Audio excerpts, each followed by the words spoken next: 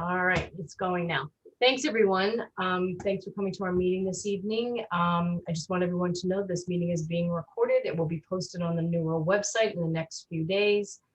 And of course, please be respectful to your neighbors and our guests tonight and allow everyone time to speak.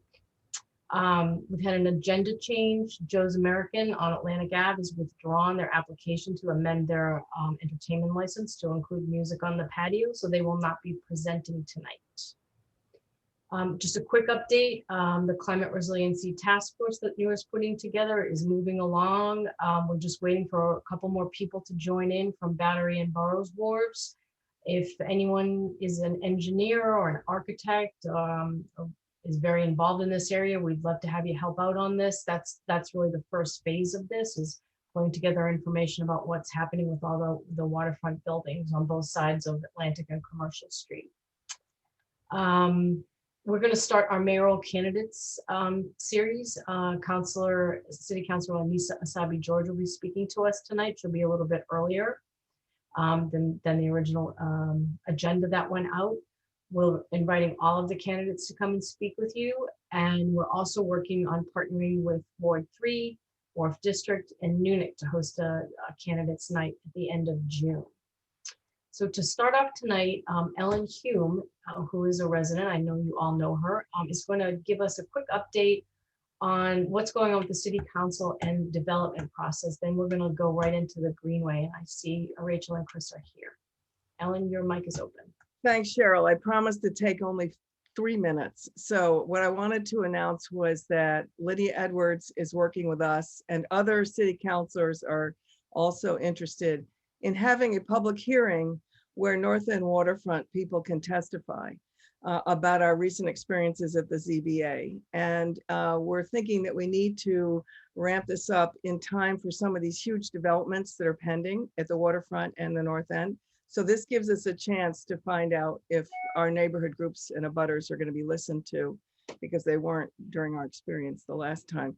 Secondly, Julia Maya, City Councilor Julia Maya, I hope I pronounced that right, is sponsoring a survey, a citywide effort. I think it's a steering committee she's organizing to look into development throughout Boston.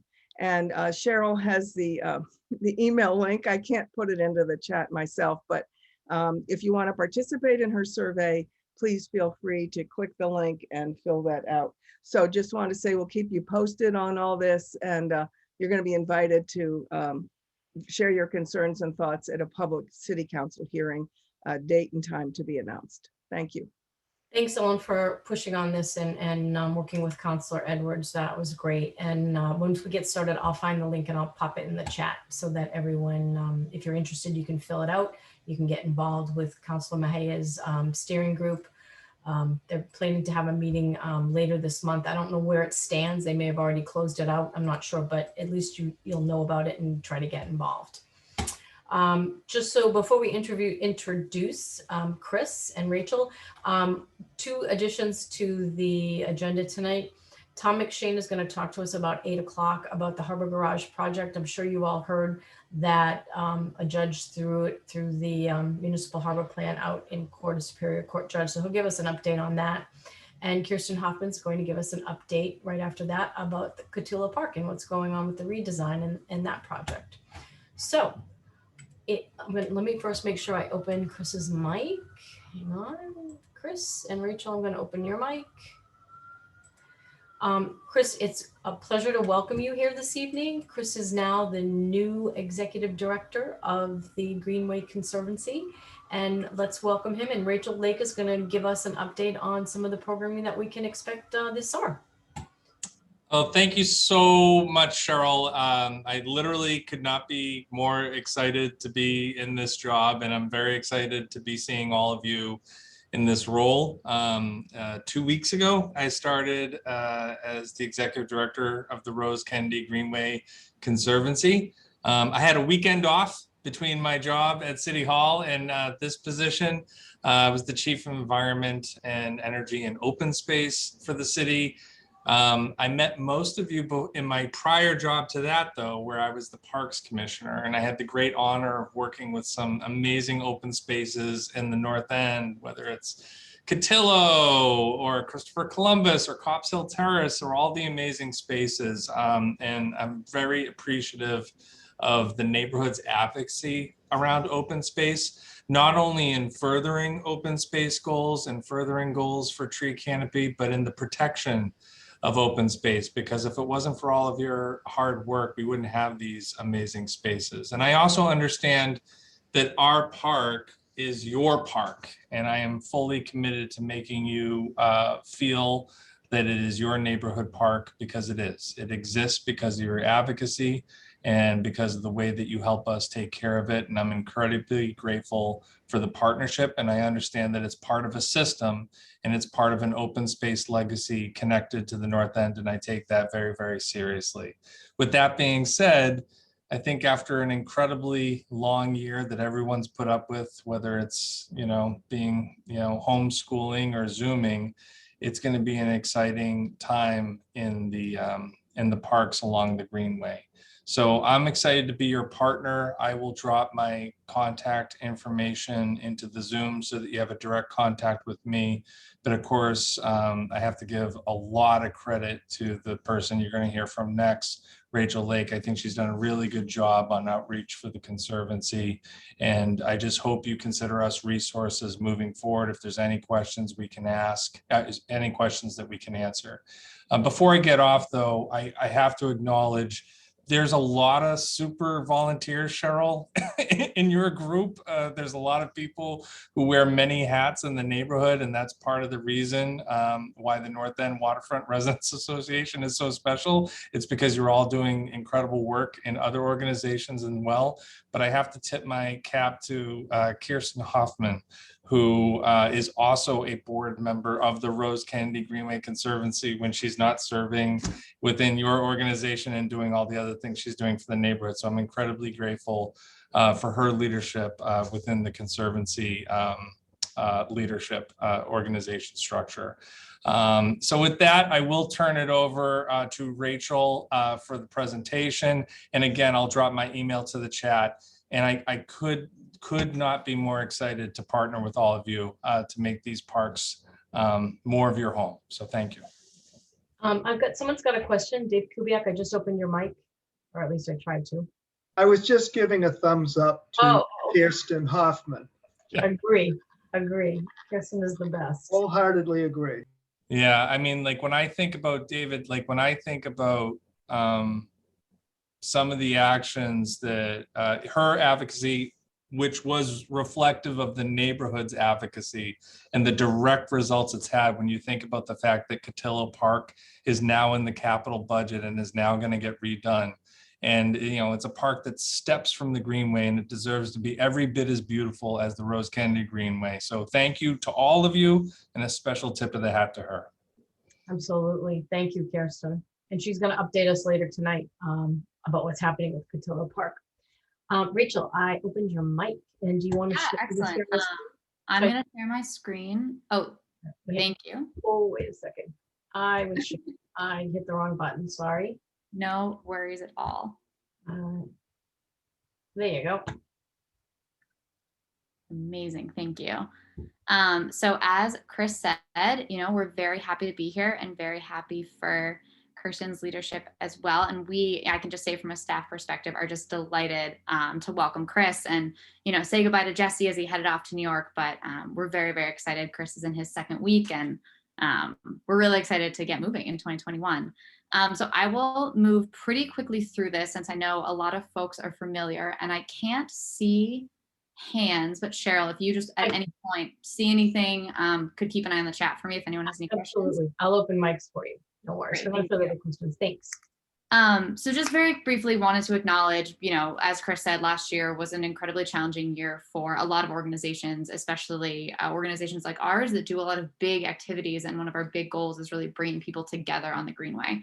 So we were able to open up a lot of our normal programming in a somewhat changed format. We still were able to hold over 100 fitness classes. Our markets came back. Our carousel still ran. Both of our drinkeries still opened. So, we were able to bring a lot of people outdoors, which was really incredible in a time that was so challenging. Additionally, the Conservancy pivoted in 2020 and really piloted some virtual programming for the first time for our organization with a couple of dedicated webinars. So thank you to anyone here that attended them. They were a lot of fun for our team to put on. They were very new for us, and really helped us do, some more outreach on a lot of the behind the scenes things that folks don't often get to see. But we're in 2021 and we're really excited to get back outside. So I will just get going on what we have to offer this year. Our carousel opened in our regular time, so opened at the end of March. We're currently on a 5-day-a-week schedule. On June 14th, we hope to open 7 days a week. We have contactless ticket purchasing online. We're part of the EBT Card to Culture program. And we also just, as of yesterday, have also joined the Wonder Mass Access Card program, which is for all DCF foster families, can now also ride our carousel for free. My apologies, I have a lawnmower outside, so let me know if I need to speak up. Our Greenway Artisan Market also has started up on May 1st and will be running every Saturday on the Greenway through October. So, really excited to bring back a lot of local vendors, artisans, crafters, designers to the park. You'll see kind of the same spacing you saw last year in terms of COVID regulations, but certainly as things open up more, we hope to bring more of those vendors to the park. Trillium will be opening up on May 20th. I know a lot of folks ask me that question. It's one of my most often asked.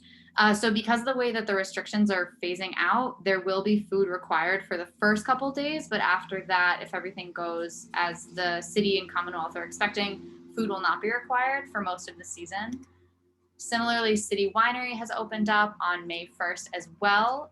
Same situation right now. We do still have that food requirement, which we will be dropping as reopening kind of continues. Really excited to bring this partner back again. They're open today.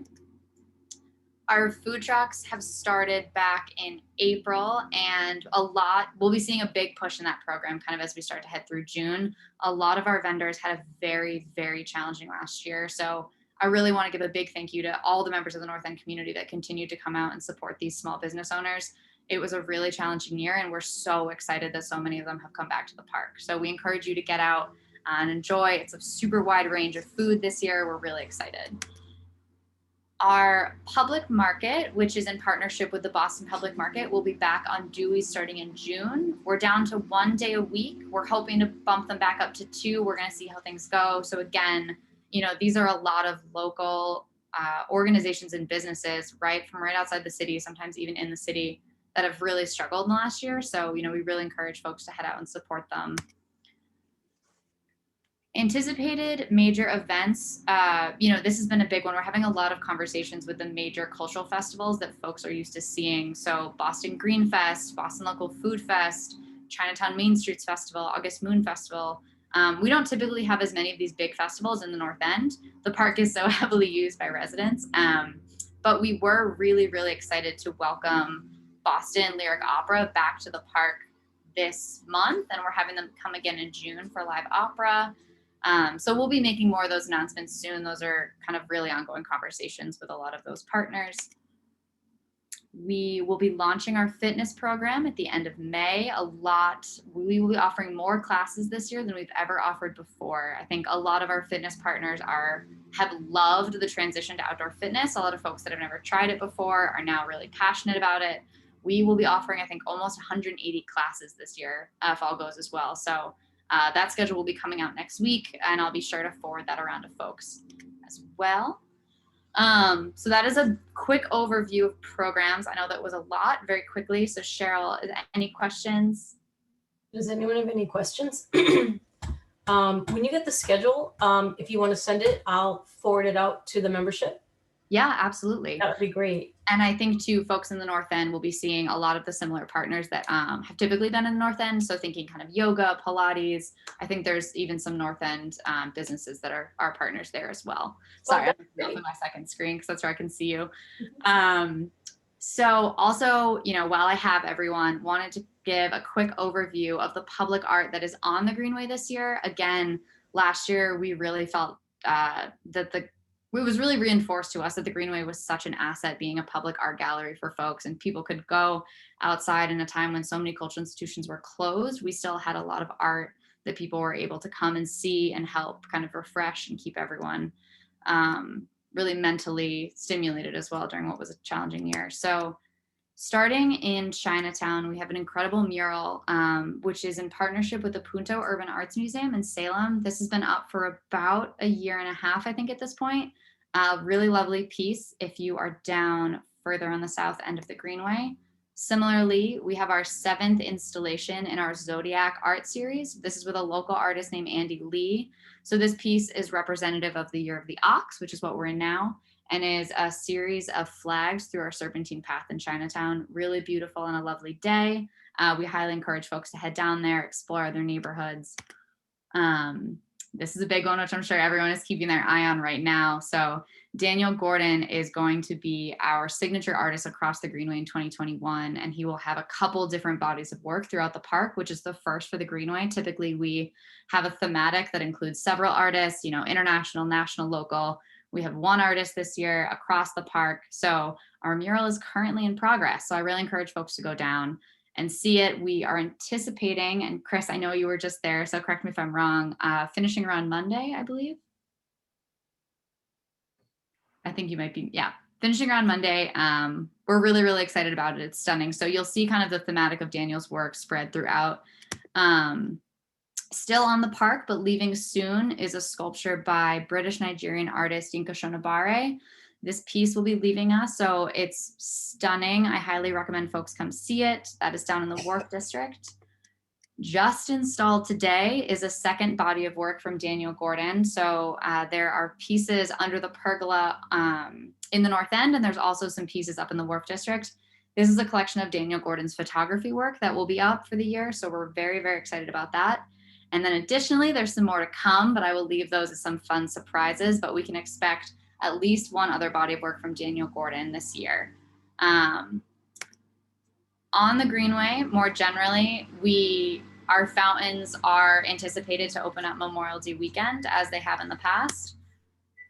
We are always looking for volunteers. So I can add a couple links, and same Cheryl, I can send you some stuff. There is a lot of ways to get involved. I know a lot of folks on this call have volunteered with us in the past. So happy to always talk to anyone about those opportunities. And as always, I will make a plug for myself. We put out a lot of information across different social platforms, so we highly encourage folks to follow us there. And then I do not have a slide for it, but I can stop sharing.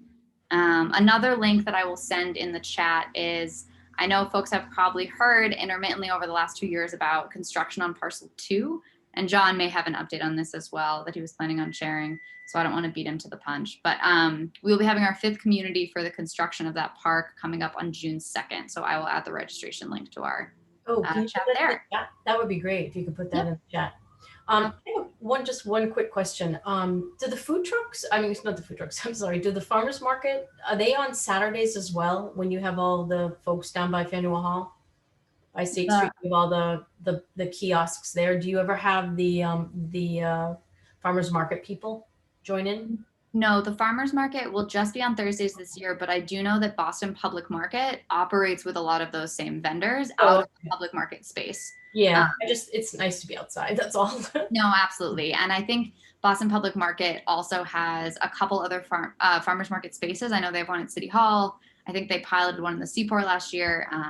But absolutely, the more we can get outside, the better. Exactly. And on a Saturday when people are shopping. But no, that's great. All right, now we do have a question. Dave, do you want me to open your mic and you can ask your question, or do you want me to read it? Where are you? I can read it, Cheryl, if that's helpful. Yeah. Yeah.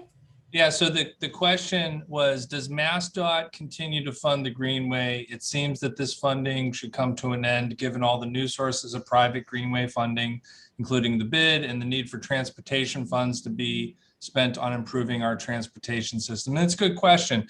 MassDOT, the city, and the Greenway bid is in a three-way funding agreement for the Greenway. What I will say is that the MassDOT funds are limited to capital liabilities within the Greenway. And, I'm happy to follow up with David, but in a lot of ways, some of those costs would be associated with the asset, regardless of whether or not the Greenway was activating it. The Greenway Conservancy is the agency that funds the programming through largely philanthropic support, the programming, so the public art and the other activations that we see on that. So we really see the Conservancy's role as enhancing that experience and then working with our partners at MassDOT to make sure that the capital assets are maintained at a very high level, which of course, in the long run helps with the infrastructure of the tunnel and the transportation.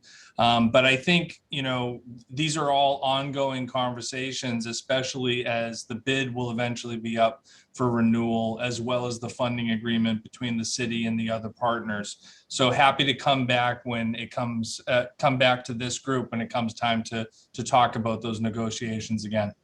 That'd be great. Yeah, definitely. We'll want to hear what your guys are up to in the fall. Thanks. But we don't want to go through the summer too quickly. Thank you so much. Does anyone else have a question? I'm just looking to see if there's any hands up. Sometimes people actually put their hand up in the video. No. All right.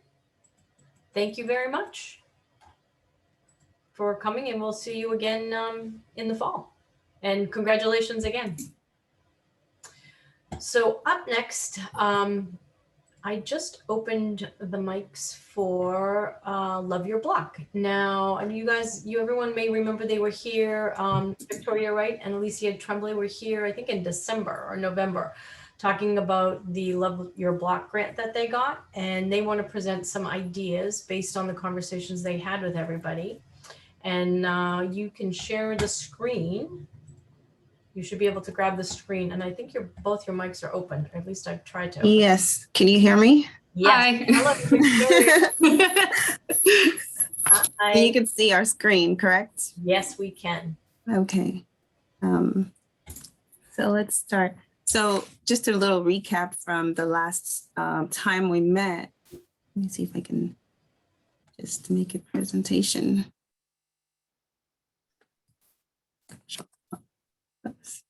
Okay, well, since we last met, there were a couple of things that most people said they wanted to see, and those are just summarized here. I think just, you know, better wayfinding through North End. And someone mentioned the need for greenery, probably on Hanover Street or in the North End in general, signage, and we talked about QR codes. Yeah, we talked about QR codes. A lot of people were pretty excited about it and wanting to ignite just pedestrian traffic in the North End, given the year that we had last year and just the businesses that suffered through it. And also, I think someone reached out to us after our presentation it was a while ago, last time we met with you. Just to show us an app that was created for the town of Hanover, and it's it's sort of like a history app. And so we added that to just see what ideas we can come up with to get you excited and to sort of move towards a clear path.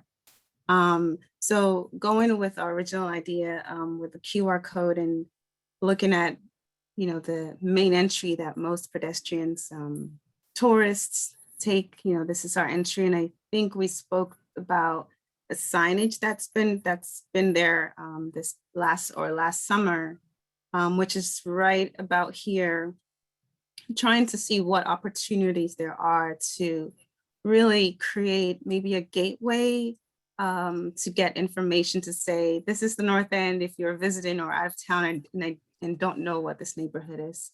Currently, there's sort of like a little information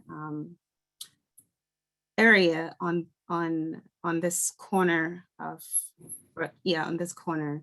So going, you know, being that it's North End, there are a lot of inherent like qualities and historical sites. And so we thought, well, maybe this is where we could start with Cobb's Hill Burial Ground, you know, the places that are listed here, and then additional locations that could be added in whatever we implement using the QR code. If that's the path that we take, could be outdoor events or information that restaurants and local businesses have, and then using also things that are happening in the waterfront.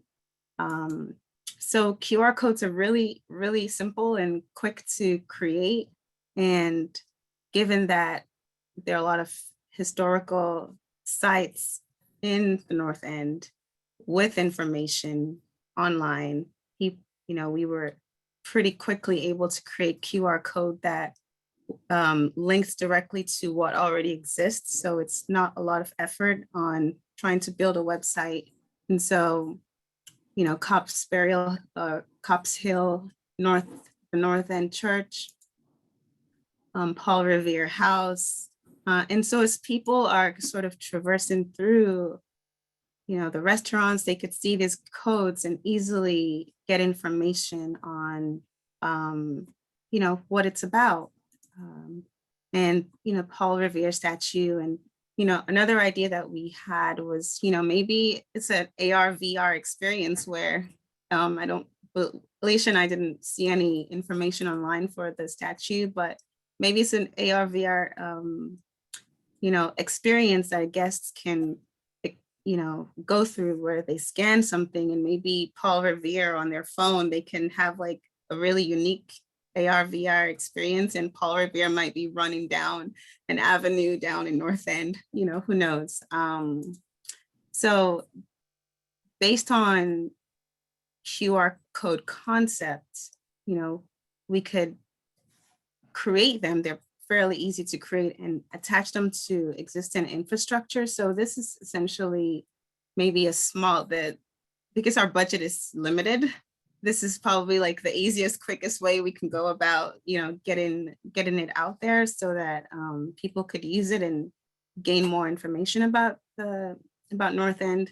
And we had a quick design charrette, which, just to sort of generate ideas and look for opportunities in the North End. And, there's a big opportunity in this wall, and I don't know whose property this is. We need to look at it, but just the idea of a gateway where, sort of like the piazza, right?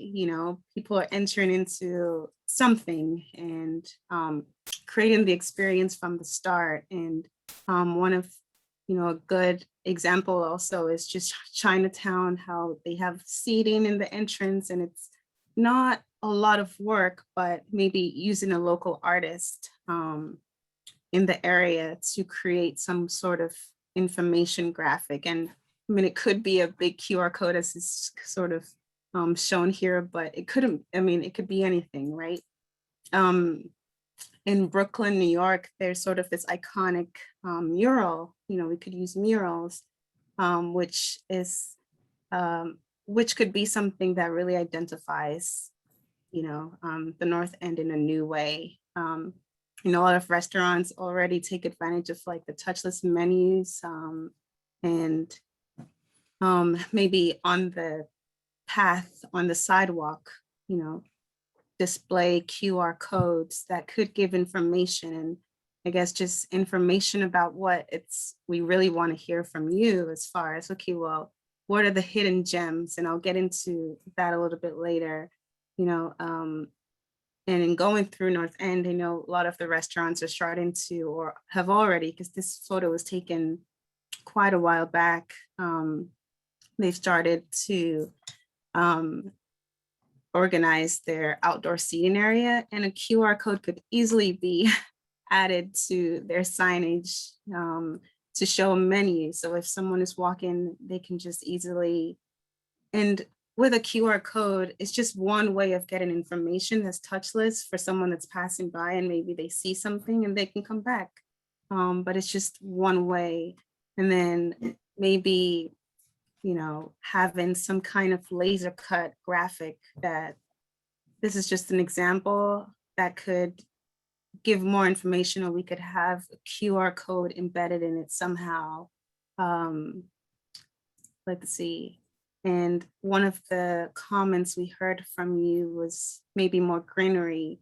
I mean, right now on Hanover Street, which is where there's a lot of pedestrian traffic, there's a lot of signage on the, on the light poles.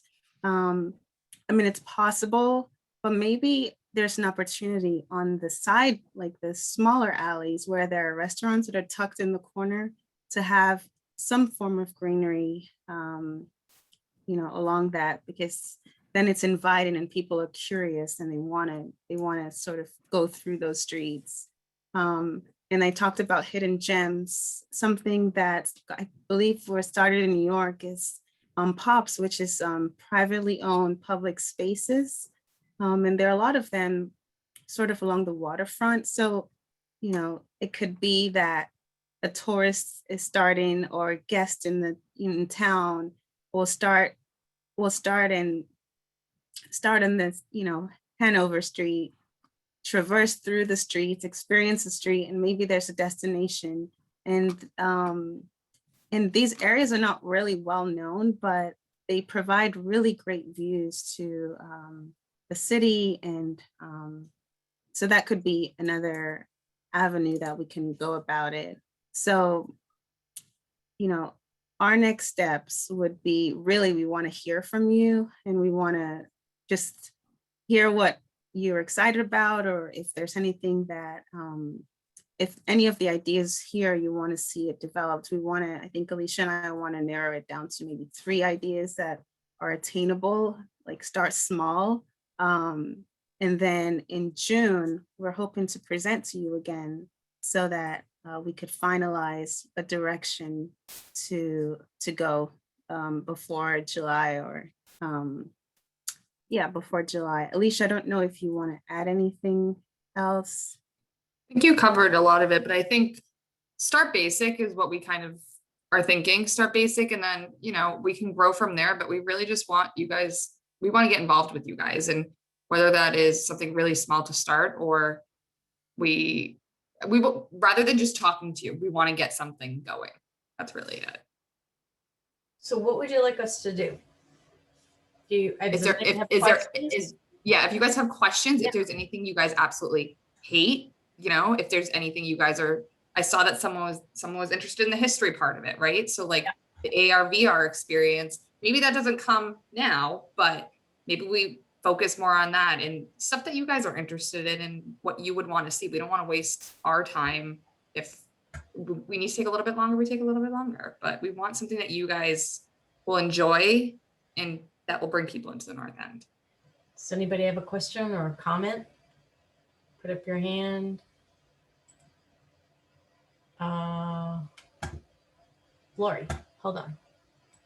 All right, Lori. Love that idea of the QR codes. That is just so cool. So you have our vote on that. That is amazing. Thanks, Lori. Yeah, it's a great idea. And Yeah. why not, if you're coming down here, get a little history? So if no one has, No, we do one more question, Dave. oh, we do. Okay. Name Dave's mic. There you go, Dave. Hi, you mentioned limited financial resources. I'm wondering, have you coordinated with other groups that could either join with you or build upon what you do? Probably the latter would be preferred, that what you start could be built upon by other organizations that may have more funding, including the historical sites within the North End, Old North Church and Paul Revere House, etc., the Freedom Trail, or others, or even the city itself financing it in some other way, but building upon what you're doing. Have you had those discussions? Not yet. I think right now our thought is to work with the community and come up with an idea and start small and perhaps build onto it. Yeah, I think that's sort of where we ended. We didn't want to start too big. We wanted to start small, and then if there are other opportunities that present themselves, then build on them. And right now, I think, you know, there isn't sort of a clear focus that or direction we're going. So being able to have 3 ideas that the community is really happy and sort of supports, then I think we could sort of figure out pricing and, you know, cost and where we land and where there might be opportunities to partner with other groups that could help us implement these ideas. I think we might still be trying to talk to the Freedom Trail though, as well. Hopefully talking to them, just because that was our initial plan. But I did see in the chat too, the highlight of the public the open public spaces.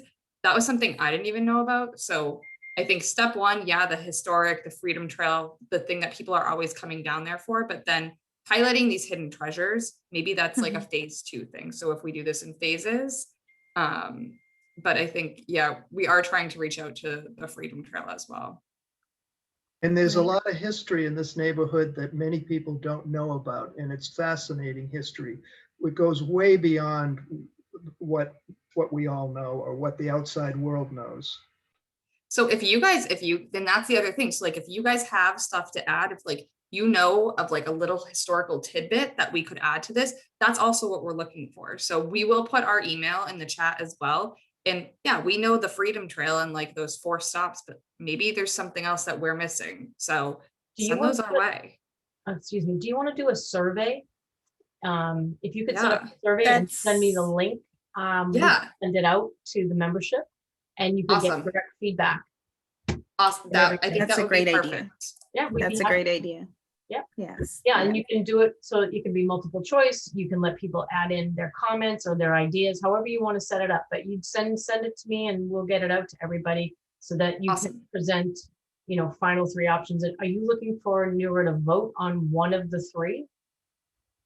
I mean, how are you going I to make think that so. decision? I think so. Right. Exactly. Because, you know, for me, the options that I like, you know, I think Alicia and I talked about too, were, you know, the entry, making that like where we start and focus, that Hanover and what's the name of the street? Right at the entry of getting into Oh, North End. So, right. Yes, yeah. the Causeway. Yes. And then the second would be, you know, having some greenery, like some light, some greenery, like the light poles, and trying to figure out how that might work. And then the third is historical, because I mean, it's the North End, and inherently there's a lot of like treasures and history there. So Yeah, you know, there's a lot of things that the folks that have lived here for a really long time will know about. yeah, but it's a great idea. We'll send out put together a survey and send it out. And Yeah, we'll the send it link out to for you, and you know, you just however you set it up. We've done it before. We did it for the trustees for open space in the North End, waterfront open space. We're happy to do it for you too. That's terrific. Thank you. Great, thank you. All right. We are running right on time tonight, folks. So next up is at-large city councilor, Anissa Asabi George. And Anissa, I need to open your mic real quick. We are thrilled to have you here tonight to talk about your campaign. And of course, people are going to have questions. Your mic should be open. Yeah. And you know, please feel free. Tell us what you're up to and all about your campaign platform.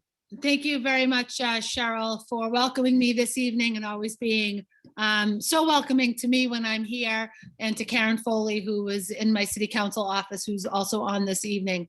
As you mentioned, I'm Anissa Asabi George. I'm an at-large city councilor, so happy to talk about my work on the council today, or talk about the mayor's race that's underway and my plans for that office. I think first I'll give you a quick little blurb about me and why I think I'm the right leader for the city at this moment in time. I talk a lot about Boston being my home. I talk a lot about being born and raised here in the community of Dorchester. I also talk a lot about being the daughter of immigrants. I'm also a small business owner, and I know how devastating this pandemic has been for our businesses, large and small, and what it's going to take to recover and then grow and thrive. I'm also a former Boston Public Schools teacher. I taught at East Boston High School for 13 years prior to being elected to the Boston City Council. And during those years of teaching, I had a front row seat to the challenges our families face day in and day out, to really the challenges our kids face day in and day out. And I know how important it is to take those experiences and lead with them in mind. I always work to make sure that our kids have access to the things that they need in the classroom, in the community, and that they've got opportunities to thrive. As an at-large city council, I'm very proud to represent the entire city, and certainly proud of my legislative accomplishments in housing and homelessness and mental health and recovery and education.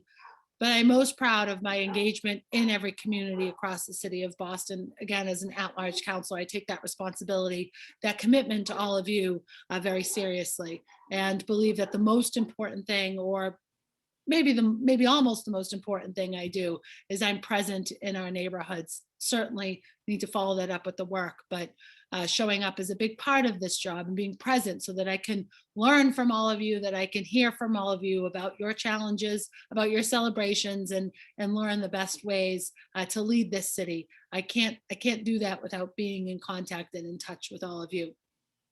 I'm also, just by way of biography, the mother of 4 boys. I have a 16-year-old who's a sophomore in high school. I have triplets that just turned 15 last week who are freshmen in high school. And as you can imagine, it's a busy household, especially as we are still in hybrid learning, a couple of days in, a couple of days home. But looking forward to next week when the boys will be in school full-time 5 days a week. But also very serious about the work that we need to do to recover from COVID. We have a responsibility and an opportunity to reimagine, to reengage, and to rebuild our city as we think about the other side of this pandemic. And certainly all of this will take hard work, and I'm not afraid of that hard work. I've demonstrated that over the last 5.5 years as a city councilor at large, and will continue with that reputation, with that legacy as mayor of the city of Boston. So I'm happy to be with all of you to hear questions and hopefully have answers, but also want to hear solutions. So if you've got ideas and things that we need to do in a different way when we think about the city of Boston, I want to hear that as well. So I'm not sure how much time we have, but I've got nowhere else to go. We have plenty of time. We've got 20 minutes, and I already see a hand up. Sue, I am opening your mic. Sue? No, There you that go. had You're my all set. tip from the last person. I'm sorry, but I'm Oh. happy to hear. the So you have a question while you're unmuted? Oh, no. Well, maybe I should have you just talk about, because this is forefront right now these days, is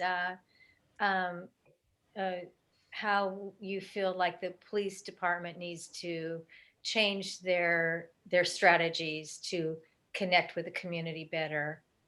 Yeah, no, that's a great question. Policemen. And certainly very topical to the things that are in front of us and before us every single day. And especially when we think about the role of municipal government and the role of the city in providing certain baseline of services. And certainly public safety is a critical role that our city plays, but we also can not just be a safe city, but a just city. And I believe that Boston has an opportunity to implement reforms and demonstrate the benefit of accountability and transparency and truly lead on community policing. We often tout and celebrate Boston's leadership in community policing, but to be a true agency of community policing, it needs to involve both the community and the police in that work. And it is how we create that safe and just city. And I think that those two things are not mutually exclusive. As mayor, I will continue to push for the critical reforms that include expanding implicit bias training, making sure that we have mental health clinicians, a big part of my work on the city council these last 5 years, making sure that we have those providers available to support police in their work, but really support our residents in their greatest time of need. To also make sure that we are reforming the gang database. There's a lot of conversation around making sure that that tool is appropriately used and created and built, and that we are continuing to increase community outreach. When our police officers are present and engaged in our communities, that rebuilds trust, that builds relationship, and that creates a much healthier dynamic between community and police. I think that it's really important that our police department reflect the city of Boston, that we have diversity among the ranks and certainly in leadership, and we'll continue to work on that as mayor of the city of Boston, and that includes both racial and ethnic diversity and gender diversity. And I think too often we criminalize mental health and substance use disorder and homelessness. And we certainly need to put a stop to that. And I've done that actually in my capacity as a city councilor, worked very closely with the Boston Police Outreach team to make sure that we are getting services to our residents that are in the greatest greatest need in their moment of need. And I've been able to do that in partnership with our Boston Police Department and the work that they continue to do every single day on behalf of the residents of the city of Boston. So I'm grateful. Thank you for the question. Oh, just one more question in terms of qualified immunity. How do you feel about that? And Yeah, no, that's that needs to certainly- change. Yeah, no, that's certainly a topic for discussion and something that we've got to, think very thoughtfully about. That reform has passed at the state, and it will have implications here in the city of Boston, both positive and negative. And starting July 1st, as that reform becomes reality, there will certainly be some additional training that our Boston police officers will go through. There will also be some very difficult discussions around insurance and the challenges that the loss of qualified immunity means for our police officers. We have to look as a city at providing some insurance for police officers that do their work. And we also, although that state reform is very specific to police officers, we need to take a look very closely at how that qualified immunity piece will impact our other first responder agencies when we think about fire, when we think about EMS, but when we also think about our other municipal employees. It is not part of that reform, but there can be some real implications to other city workers when we think about teachers, when we think about public works, and we think about transportation. All of that has to be realized, and we have to make sure that when our officers in particular are out working for us and on behalf of us, that they also have the tools and the resources and the city behind them when they go to work for us every single day. Right. Well, medical people carry insurance for those reasons. Yep. So, Yep.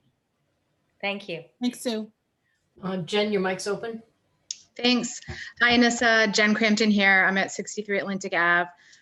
Thank you for your support when we were in our zoning appeal for 25 Atlantic Ave. That project and a few others in the neighborhood are coming through and going through a process that kind of feels like they're just being waved in by the zoning board.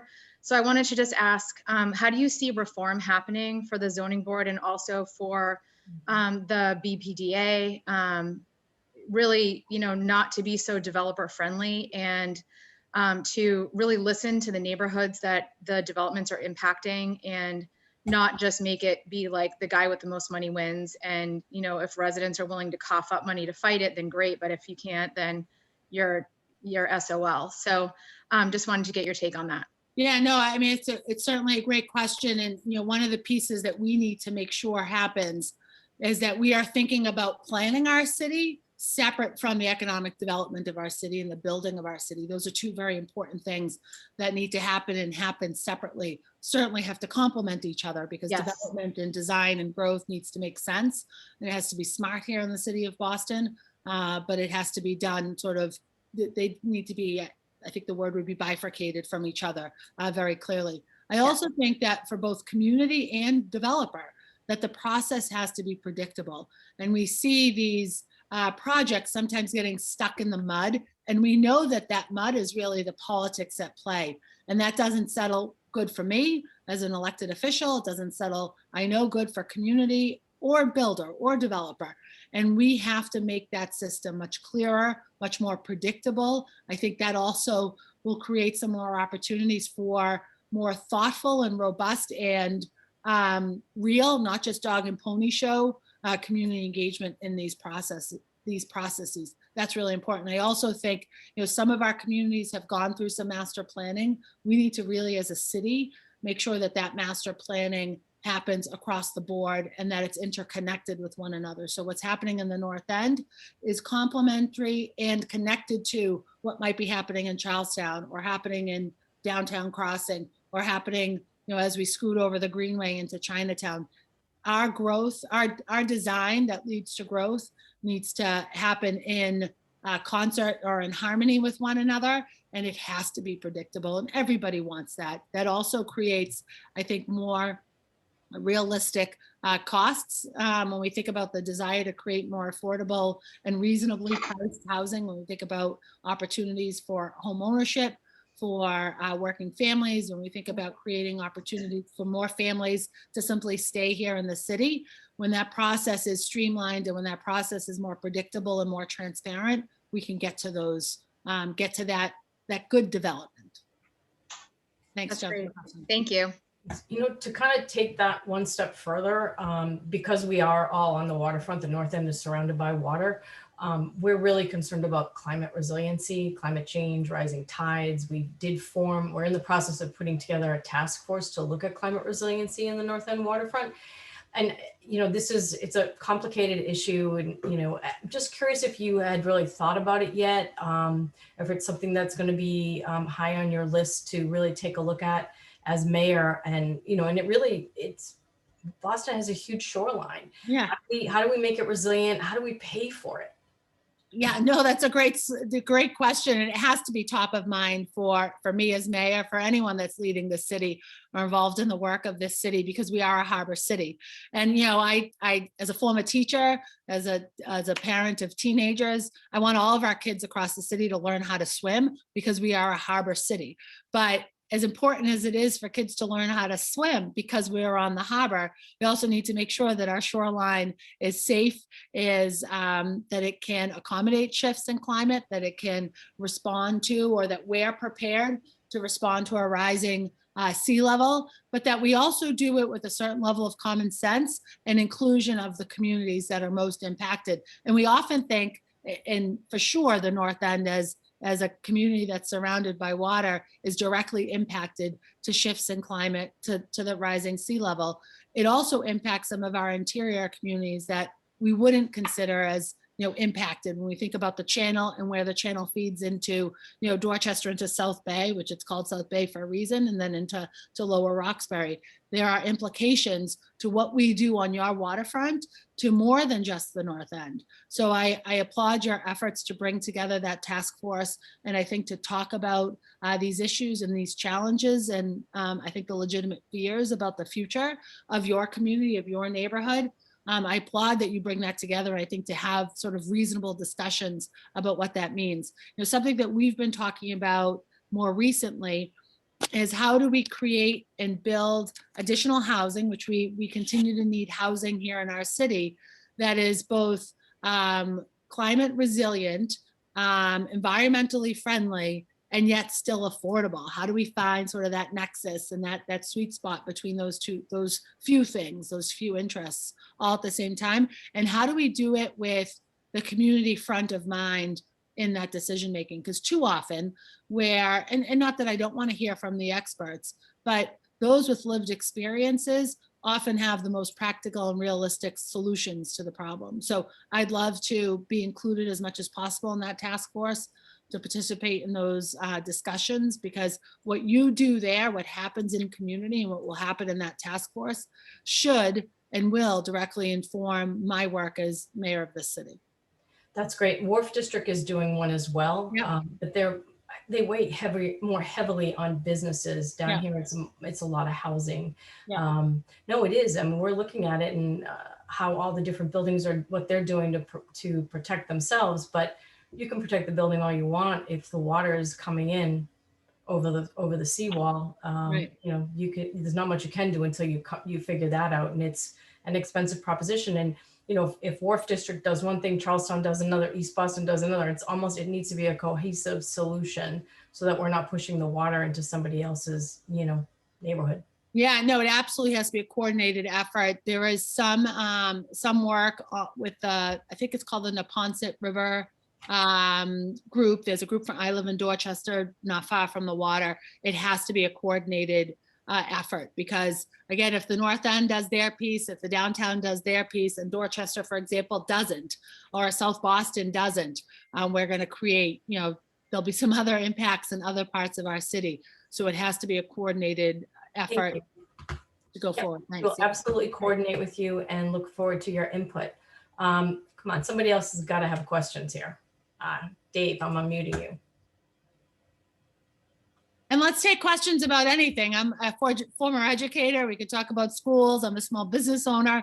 We could talk about economic development and sustainability, I hope, for our businesses going forward. We could talk about the opioid crisis and the impacts of COVID on the opioid crisis. And when we think about homelessness and some of the challenges that our unsheltered residents are facing and the impacts that has on neighborhood and on business. David, you ready? But unfortunately, I'm going to bring you right back to the BPDA. All right. I agree with everything you said regarding the need to split planning and development. The BRA stole planning away from the city back in the 1960s because the BRA did not want to develop the city by the planning department's rules. They wanted to do it by their own rules. If we had a planning department, we would have much more accountability to public process and community influence. There is none under the BPDA. So are you willing, how do you split? You didn't go quite as far as I had hoped. How would you split the planning and development functions of the BRA? I've been told that we're the only city in the country where the planning function and the development function are in the same agency, and that agency is actually a quasi-city agency established by the state legislature, and it gets its funding from developers. What a conflict of interest. Well, I think that the how is in part of your comments there. We do have to work with the state legislature to to start that process, to make sure that we are separating the two from one another. But as much as they are a quasi-city, quasi-state agency, in this city, the mayor holds a great deal of power and authority over the work of the BPDA. And no mayor should ever pretend that that's not the case.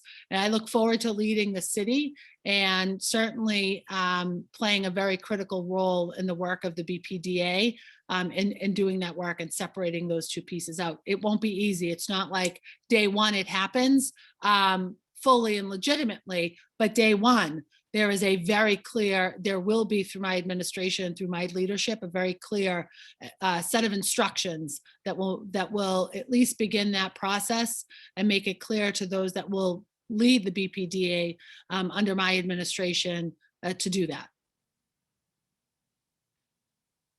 David's still muted. I'm not sure if you want to say more. And since you invited it, I will say something about schools. At a meeting maybe a year or two ago, NEWRA meeting, you agreed that there are some very good schools in the city of Boston, Elliott School near the top of all of them, but that every school should be a good school. And unfortunately, there are differences. Yeah. How do you bring them all up to that same level? Well, we've been working on that over the last couple of years. There's certainly across all of our schools, we've got 125 school buildings here in the city of Boston, the Boston Public Schools. We need to make sure that they have a really solid foundation, both academically and in the supportive services. I've worked over the last few years to make sure that we have a full-time nurse in all of our buildings, and I've worked to make sure that we have a full-time mental health professional in all of our buildings. After this, based on the current budget proposal that's before us, we are short 13 mental health professionals. So I'm working right now to right size that. So we have those additional support services in all of our buildings for all of our kids. I'm very much worried as kids return to school more fully. My kids are high school kids right now in BPS. They'll return to school 5 days a week starting next week. But many kids will still do school remotely. Come September, as you know, what I hope is all kids in school in person with very few exceptions, we are going to see some real tremendous mental health needs when it comes to our kids, when it comes to adults in our buildings. And we need to have providers on hand to support our kids, or kids won't be able to academically achieve. I've also done a great deal of work to increase our library services, making sure that we have more libraries and librarians in our schools. There is a very direct correlation between literacy success and student achievement and whether or not they have access to a library and a librarian or a library professional. That's really important to me. I also am very much focused, and we've spent a lot of this year focused on what's happening in 3 schools: Boston Latin School, Boston Latin Academy, and the O'Brien School. I happen to be a graduate of the O'Brien. And what we missed was an opportunity to be really focused on fourth grade MCAS literacy scores, because what we're doing in kindergarten, first, second, and third grade determines what's going to happen with our kids. We can judge to almost some certainty where the trajectory of a student based on those fourth grade MCAS literacy scores in particular. We can judge to almost some certainty whether or not that student will complete and graduate from high school. We can judge with some certainty how successful that kid will be throughout the rest of their academic career based on those fourth grade MCAS literacy scores. We have so much work to do in early ed to support our kids. I think we've had, and to do that, we need resources, we need money, we need to fund these efforts, especially at the early grades. We spend, in this year, we spent $130 million on yellow bus school transportation. When I took office in 2016, we spent $90 million. Over the course of 5.5, 6 years now almost, or it won't be, this will be year 5, we've added $40 million to the transportation budget, the highest ever in a year that most of our kids were not in classrooms, were not in school. My suggestion, what I'd like to do is get kids off of the yellow buses, get them into their neighborhood schools, invest in new seats in communities that need additional capacity, and take those savings, which could be up to $100 million, and invest that in our lowest performing schools. When I think about what $1 million can do for any one school, that is 10 new adults. That's 10 additional support individuals in a school building. It's 10 more teachers. It could be 9 teachers and another nurse. It could be 8 teachers, another nurse, and a librarian. It could be 7 teachers, another nurse, a librarian, and a music teacher or an art teacher or a reading specialist. There is so much we can do when we support our kids in the ways that they need to be supported and make better spending decisions with how we spend over $3.5 billion right now in the Boston Public Schools. And I would argue that most kids are not getting a good bang for their buck. And it's extremely expensive what we're doing in the Boston Public Schools, with only certain kids getting a true return on that investment. I think through the budget process, and when I think about determining my school's budget as mayor of this city, every dollar spent up to that $3.5 billion plus budget, $1 million budget, I'm sorry, every dollar spent needs to have with it a very specific designation and answer the question, how does this support our kids? How does this help our child succeed in the classroom? How does this dollar help our kid thrive and grow and learn and do more and be successful? We need to be able to answer those questions when we think about our spending, in particular when it comes to our kids and our schools. Thank you very much. Does anyone have we have time for one more question? Does anyone have a question? No. Oh, I see a hand. I Anybody can't. waving a hand? If someone's waving a hand, it's hold on. It's Ian it's- Chivoni. Mary, hold on. Let me just open them up. Here you go. All right. You should be open, Mary and Tom. Here we go. Thank you. Counselor, we are all excited, those of us who have been vaccinated, that things are starting to open up. But we also are mindful that we are a major world city, and we have at least 500,000 university students within maybe 5 to 10 miles of downtown Boston. We have our biotech industries and our universities, in particular MIT and Harvard clusters, attract visitors from all over the world. We have one of the busiest airports in the world as far as passengers. What kind of implications will it have for us as residents of Boston if we're all safe, but there's a lot else going on with people coming and going? And what is the city, not just you as mayor would do, but what is happening right now as far as considerations of the implications of variants and the pandemic? Is there any planning going on right now? And can you speak to that? Yeah, no, it's Tom, Mary, thank you very much for being here and engaging in that very thoughtful question. Every day, the city of Boston doubles in size, pre-COVID times. We've got a population of, anywhere up to 750,000 residents, and we're well over 1 million every single day when we think about those that come to work in our city, when we think about our students in university, when we think about our visitors. So for sure, that is something that we are very much concerned about. I want Boston open for business. I want it to open quickly. We've had such great success in both testing over time, and we certainly had a bumpy start to that road. We've done much better with vaccinations. I think we're up to over 60%, or maybe just about 60% of our city's population has now been vaccinated. It's very hopeful now that some of these trials have come through regarding vaccinating our younger people, our children. I, as a parent, and I will be very clear, I'm uncertain whether or not I will have my own children, who are, my oldest is 16, my triplets are 15. I'm not sure whether I'll have them vaccinated. As of tomorrow, I will be fully vaccinated. So looking forward to returning to more regular interactions and regular times. And quite honestly, my eyes are tired of all the Zoom. So I'd like to get back to seeing people in person.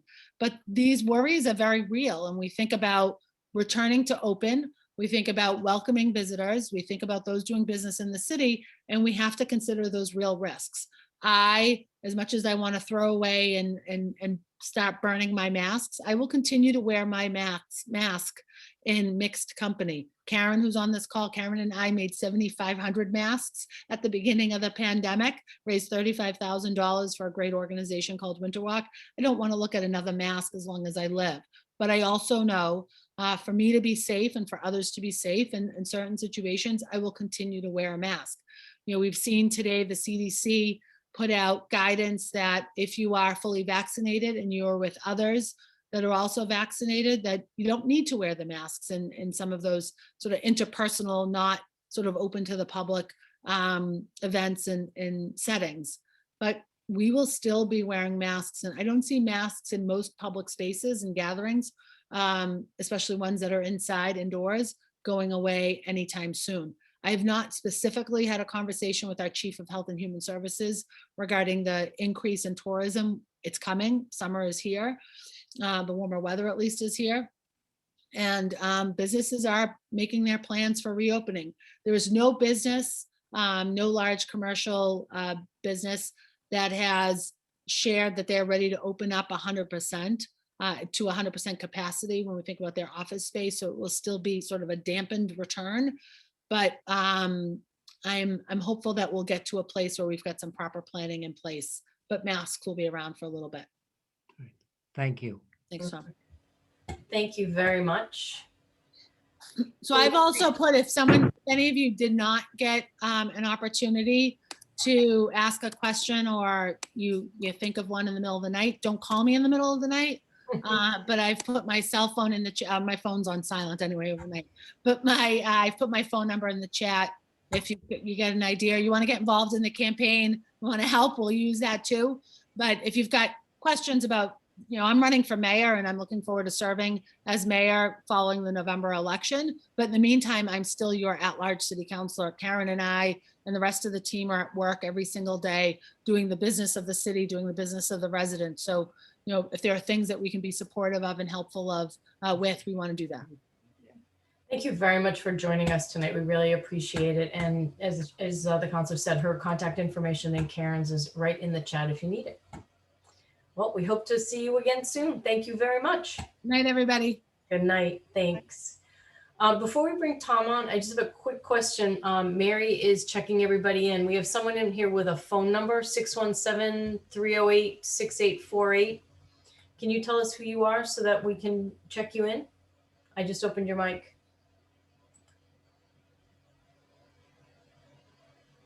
We also have somebody else who is NFS iPhone. Can you tell us who you are? Nope. I'm trying to unmute you, NFS iPhone. You don't come up with a name. We just want to check you in so that you're here and you for voting. Well, we're not voting tonight, but okay. Thanks. Tom McShane is our next guest. And Tom, let me open your mic. Tom is part of Save Boston's Waterfront. He helped us with a letter Actually, we signed off on a letter that a number of people signed off on: conservation law, Harbor Towers, the aquarium, and Nunic. And I'm going to let Tom talk to you about it. It's all in regarding the Shafaro project. So Tom, I have the letter if you want me to put it up. You can, let me just talk about it, and Please, if you want to go through it. First of all, thanks for having me back. I always love these meetings, so thank you very much for having me back on this. Historically, I think all of you are familiar, or at least most of you are familiar. Some of you, like David and Cheryl and Victor, are intimately familiar with the history of the Municipal Harbor Plan and the Shafaro project. Very quickly, the Municipal Harbor Plan, which was Downtown Waterfront Municipal Harbor Plan, which was done in 2018.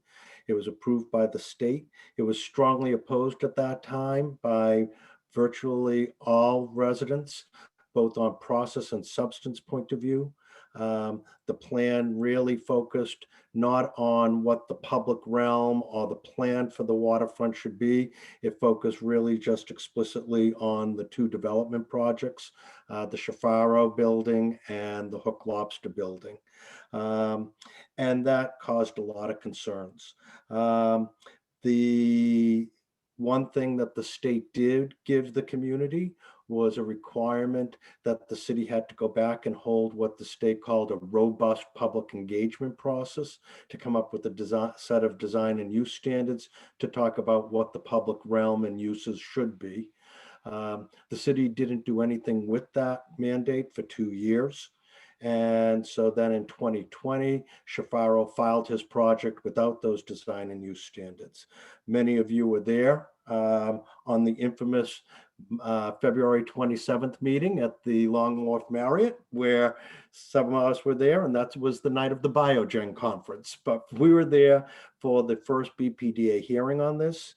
And you'll recall that the fire marshal had to close the building down because of overcapacity. That's how many people showed up in opposition to it. During COVID, there have been a number of regulatory processes. There were 167 who wrote in opposition to it. There was a public hearing, a Zoom public hearing with 242 people. And so the community has continued to express their opposition, but the project has continued to proceed through the Article 80 process. Lo and behold, separate from that regulatory and public involvement process, Conservation Law Foundation and a couple of other folks filed a lawsuit saying that the Secretary of Environmental Affairs did not have the statutory authority to approve a municipal harbor plan. The difference is that the state standard for a building on Chapter 91, which is public land, is 55 feet. And the Secretary's approved municipal harbor plan would allow 600 feet. So that the judge in that case, Judge Davis from the Superior Court, issued a ruling on April 1st that said that the Secretary had no statutory authority to approve that municipal harbor plan. We thought we won a great victory. And so the municipal harbor plan is now thrown out. That means that the Shafaro building goes back to starting at 55 feet at the water's edge, going up to 155 feet, but that he cannot build that building.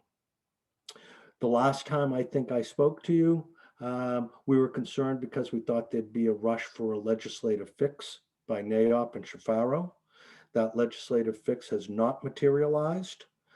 Thank God. I think because of the work with pressing Aaron Mikowitz and Senator Boncory, and thank you for your help on that. I think that instead the governor has decided that, number one, the state is going to appeal Judge Davis's ruling. So they're going to appeal, they want to appeal it to the state Supreme Court and say that the Secretary did have that authority. Right now, they don't have a lawyer to take that appeal, since the Attorney General has refused to defend the state on this issue. And the lawyer that took the case originally, they have fired. And so they are looking for a new lawyer. They're reaching out to law firms around Boston to defend the state on that. Separately and apart from that, the state has decided that the state DEP will promulgate regulations that will take all of the substitutions that the secretary allowed in the municipal harbor plan and put them into a set of regulations.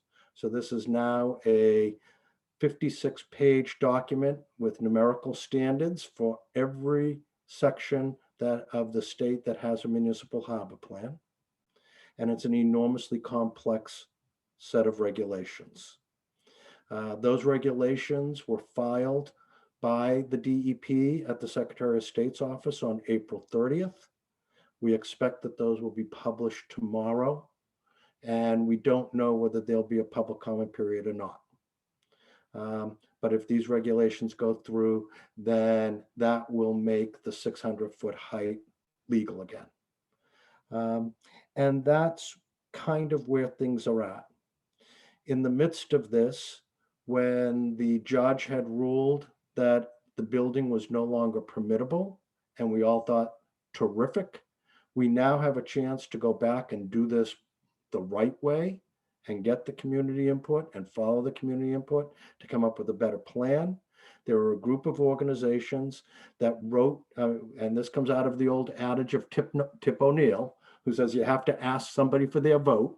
So there were a group of organizations, including NEWRA, Conservation Law Foundation, the New England Aquarium, NUNIC, the Harbor Towers, who all got together and sent a very simple letter to the mayor, basically saying, you know, Madam Mayor, this project has now been ruled illegal by the courts. It's no longer permittable. We call on you to have the BPDA stop the Article 80 review process so we can start over and do this the right way. And it was a great letter. Thank you very much for your leadership on that. And that's the letter that went into Mayor Janey earlier this week. We're hoping that if Mayor Janey acted on this before the state came out with their regulations, then the state would not include the downtown waterfront municipal harbor plan in their new regs. That's what we're hoping. That's a lot to cover, but I wanted to get through it quick. That's a lot of acronyms. If anyone has any questions, I'm more than willing to go back and cover it again. I have a question. If the state comes out with these new regs tomorrow, yep, can they be appealed? They could be appealed. And I think that, there's a good question because, as many of you know, it's not normal for the state to promulgate regulations on a parcel by parcel basis with specific numerics. I have to tell you, I've had what I think is the draft, and we don't know because DEP really hasn't shared it with anybody in the public, but what we think is the draft regulations. And it's so complex and so convoluted that I haven't been able to get through it. Hopefully David will be when they get these out. But it is totally bizarre to me that they're doing the fix, if you will, through this bizarre set of regulations. It's also bizarre because the whole idea behind municipal harbor plans was to create flexibility.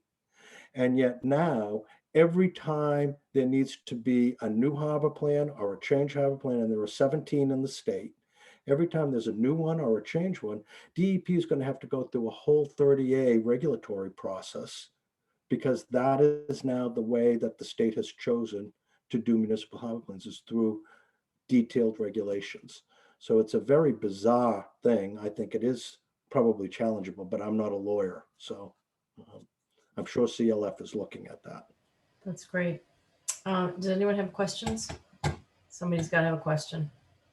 Dave? I have bored you all to tears. Sorry. I'm Hit opening the wrong symbol. Well, I'm not sure I have a question because I'm in shock right now. I thought I knew most of what you were going to say, but I'm in shock that these regulations may come out tomorrow and that they would actually essentially codify substitutions, like allowing a building that should only be 55 feet to be 600 feet. And that all they have to do is just issue a new regulation, and that the regulatory process doesn't have to go through public review. I'm even more shocked at that. We don't know that, Dave, yet, to be honest But with you. even the Secretary of Environmental Affairs, in unfortunately approving the municipal harbor plan, disparaged, right in the text of the approval, disparaged the BPDA's public process. And so I believe there was no public process or no valid public process. And so for the DEP now to ignore that and just say, hey, we're going to allow Mr. Chiafaro to build what he wants to build. That's essentially what they're doing. I'm just in total shock, and I don't know what other avenues we can use. Does the state Secretary of State have any control over this regulatory process? Secretary of State can't stop it. That's actually who will publish the thing tomorrow saying that these regs have now been filed. I'm hoping that there's going to be a public comment period. There should be a public comment period. What I don't know is if DEP has filed them with the Secretary of State as emergency regulations, then they wouldn't. They'd go into effect, and then there'd be a post facto public comment period. And since neither the DEP or Environmental Affairs have talked to anybody in the public about this, we don't know the form with which they filed them. So hopefully, I'll be coming back to you saying, oh, good, there's going to be a 30-day or a 60-day public comment period. Let's all chime in and say, this is stupid. But I just don't know that yet. And we won't know that until it comes out tomorrow. This is an agency that spends years with stakeholder groups developing regulations before they file them. And the fact that they were filed in a matter of weeks with no public engagement is shocking. And unfortunately, I think that, the problem right now is that they are listening to one city agency. They're not listening to the rest of City Hall. And they're only listening to the BPDA. Does anyone else have a question? Does anybody else want to get involved? Somebody I'm just looking for hands. Nope. So stay tuned. I'll let you know as soon as we get our hands on it. We'll let you know what came out. As I say, I really do think that you guys that have been spending so much time on this, I really appreciate not only your time, but your insights into so much of this. So thank you, particularly Cheryl and David and Victor, who have been spending so much time on it. And the letter that was sent out, I think, was a very simple and logical letter. This project is no longer legal. It's no longer permittable under the courts. Please stop the Article 80 review process. And the fact that the Article 80 review process is continuing as we speak, even though the project is illegal, really doesn't make any sense. So, all right, well, let us know what happens tomorrow. I will. We'll notify folks. Terrific. Thank you very much for coming. Thank you. Thank you. Thanks, Tom. Next up is our own Kirsten Hoffman, who is going to talk to us about what is happening with Cotillo Park. Kirsten, I am opening your mic. There you go. Thanks, Cheryl. Hi, everybody. I'll be brief. I know it's late, but this is actually good news from the city of Boston. So the city of Boston has in its capital plan money to renovate Cotillo Park. For anybody who doesn't know, Cotillo Park is about 1 block square. It's a historic park located between Salem and Endicott Streets behind Cross Street. So behind the old Paches, the old Marias, and the new Chase Bank. It's been a little run down and had some issues over the last 30, 40 years, but the city's been running a great process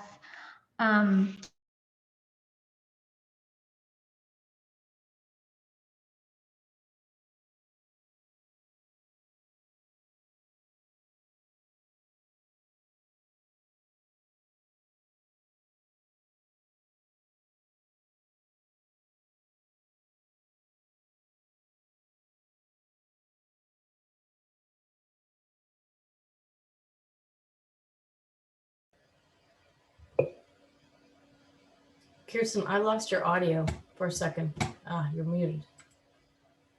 There you go. You gotta open it up. Sorry. Again. Okay, there you go. That's I'm okay. not You're muted.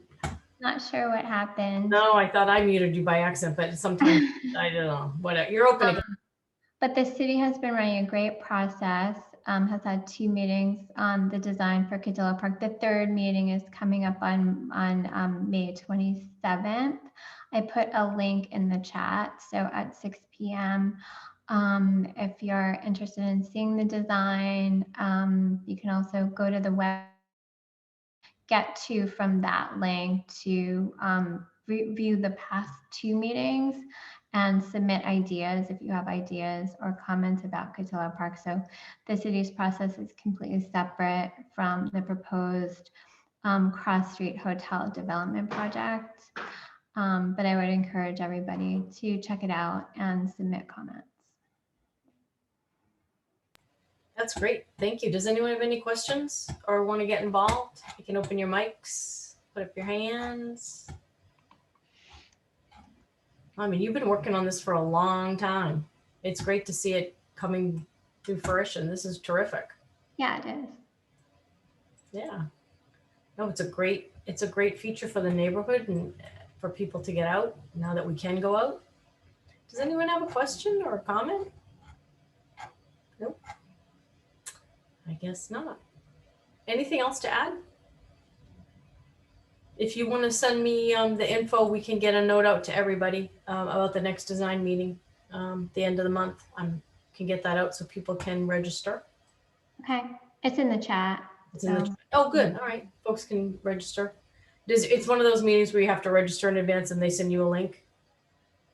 Yep, it is. Yeah, okay, that's what I thought. Okay. Well, is there anybody have anything else? Or I'm going to adjourn our meeting. All right, well, everyone, thank you very much for coming tonight. Oh, did I see a hand up? Nope, no, Dave. Okay, thank you, everyone. We'll see you next month. We have a couple of ZLC items coming up on May 25th. So be on the lookout for email. Honestly, I just don't have them handy right now. But yeah, please. Actually, Victor, do you have them handy? I can unmute you. If you want, if you know them. Nope. Victor, I'm trying to unmute you in case you know them off the top of your head. I just can't. Yeah, there you go. No, I don't know them off the top of my head, which is why I didn't respond. That's okay. Sorry. That's all right. I totally forgot. But anyway, you'll get an email from us probably on Monday with everything. So ZLC on May 25th. It's a Tuesday, 7 o'clock. All right, everyone. Have a good weekend. Enjoy the weather. It's supposed to be beautiful. Take care.